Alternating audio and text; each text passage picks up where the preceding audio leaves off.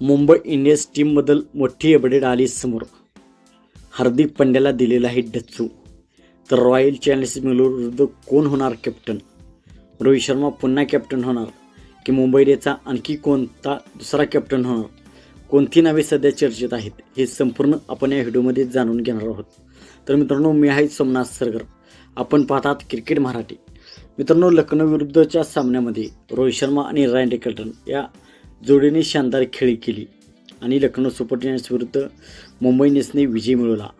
तर Lucknow super giants विरुद्ध हार्दिक पंड्या दुखापतीमुळे खेळू शकला नव्हता, तर त्याच्या जागी सूर्यकुमार यादव हा कॅप्टन होता.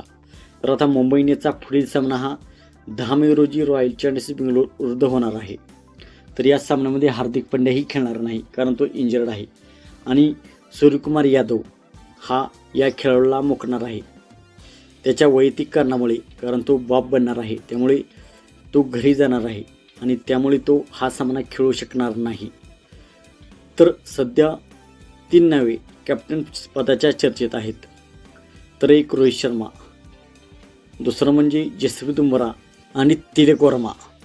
परंतु रोहित शर्माला मुंबई मॅनेजमेंटने विचारले असता रोहित शर्माने कॅप्टन होण्यास साफ नकार दिलेला आहे.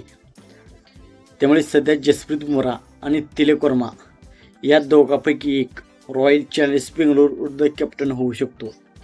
तर रोहित शर्माच्या या निर्णयाशी आपण सहमत आहात का?